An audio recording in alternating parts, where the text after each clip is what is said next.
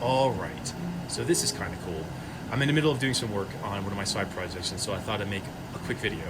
This is a Creality 5 Plus 3D printer, and so I've got this a couple months ago, like $600-700, and I got this as a first step into relearning rapid prototyping, which is something I studied when I was in grad school, and I want to develop more of my rapid prototyping and fabrication manufacturing skill set with myself and for the company in order to complement the software development skill set that I already have, so I can eventually get to the point where I can start making things and actually build full products, not just the software part of them.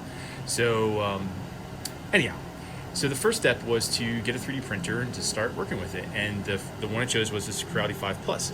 But fortunately, the Creality has some problems. Some firmware issues where just trying to, it would periodically ram into the y-axis, would ram into the side when you were trying to calibrate it. I had issues with printing out more complex models with the layers not sticking properly, and part of it may just be my inexperience and trying to learn, like maybe there's something I was doing wrong, some adjustments I could have made with the existing equipment. But what I wanted to do in general is I want to learn how to actually build machines. So build 3D printers, build CNC machines, and a whole assortment of different type of fabrication machines, so I could actually build that a complete vertical fabrication competency within my organization. So what I've done is I actually stripped down this printer down to the frame, the motors, and just the basic electronics, pulled out the control board, reused the Meanwell 24 DC power supply, but I purchased what is called a Duet 2 control board and an accompanying LCD monitor.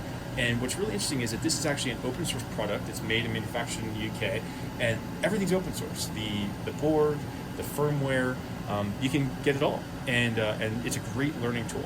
And what's also great is that it's designed as a generic piece of hardware and software that you can use to drive many different types of fabrication equipment. So a 3D printer, CNC machine, whatever. So if you learn this, then you can build many different types of machines with it, and in addition to just learning the basic concepts. So I'm just pleased with myself because I finally figured out what I was doing wrong with the endpoint wiring, the switch for the endpoint wiring. And so you can see here, let's do a home. Oh, here we go. I'm excited because this is the first time that I have ever really been able to control a machine. And it's not even anything particularly that I built, but here, let's do that again. So we'll go back minus 100, go 100. So here, yeah. So what I'm having to do is I'm actually having to rewire the Creality. So they have I'm trying to reuse right now I actually didn't like how they did their wiring. They just used single strand and then put the DuPont connectors on and then shove it into whatever connector they need. I just was trying to figure out why they did that because it looks pretty amateurish. And what I'm discovering is that I'm actually trying to use cable with whatever conductors are required, and so I've got my whole supply of different types of cables that I ordered. But actually, this process, I imagine, is difficult to automate, which is why they don't do it this way. But I'm going through, and I'm actually, in addition to making this work, I've had to learn the rewiring part of things, and so how to do the cramping and or the crimping, and the different types of connectors that are needed, and the gauge of the wire, and I only have I would hesitate to say even an amateur level knowledge of electrical engineering. That's also something I'm trying to develop, but even with what I know, I've been able just today to get this first get the motors to work, and the limit switch. I figured out what was wrong there. And thank you Duet for integrating some voltage protection, because I was actually grounding out the 3-volt power supply, and I could have ruined the board if they didn't think about people doing that. But I was able to get that to work. Yesterday I was able to do the soldering and get the solder this replacement connector here, and was able to get the hotbed working. I also installed a micro Swiss direct drive and I got that working yesterday. I got the new hot end working, so that's all very cool.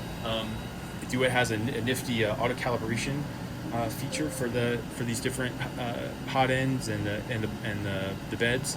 And what's nifty about this board is that it's not only do you have the LCD control, which is functional, not a whole lot going on here, just more of like a minimal control. But what's nifty is this has an Ethernet connection. You can also get it with a Wi-Fi, but the Ethernet connection lets you connect to the board. So here we are, Fab1 Lab, opst.com, and here is the actual control board and the web control interface. And so you can go in here and connect to the firmware, make all kinds of different changes and very low level control of the machine. Eventually when I get the Z probe installed here, there's a process for creating a height map that you can actually use to capture the imperfections in the platform. And when it is actually printing out your part, it'll actually incorporate that height map into the print, which is something that Creality already did, but it's just this will give you more information and detail on the process. And that's actually one of the issues I had with the Creality, was trying to automate the our zero in that platform.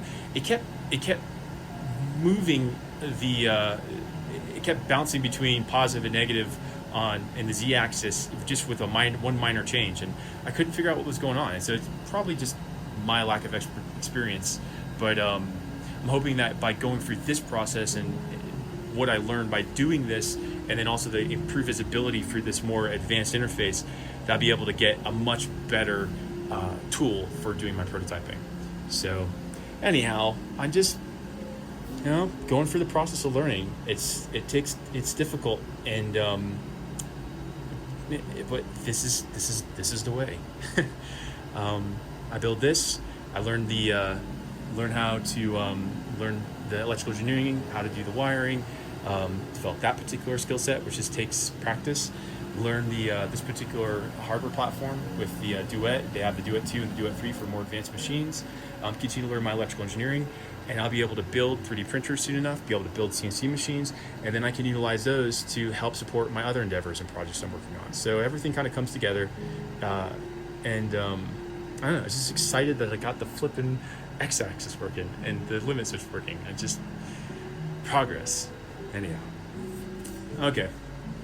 Oh, and otherwise, my whole computer lab for doing my research and my core work, which is getting the core OPSD operating system and the asynchronous execution framework that I've been working on for the last 15 months, and all the different technologies based on that up and running.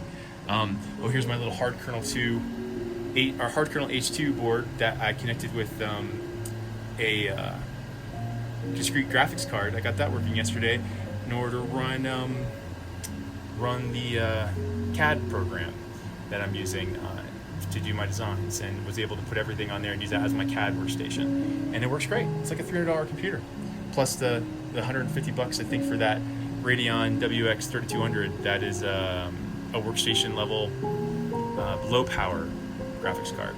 So all kinds of good things happen here at Operational Streamlining Advanced Systems Lab, trying to create several revenue generators and navigate through COVID, learn a lot of new skills, and just move forward with the mission of the organization, which is to get to a point where we actually do some good in the world.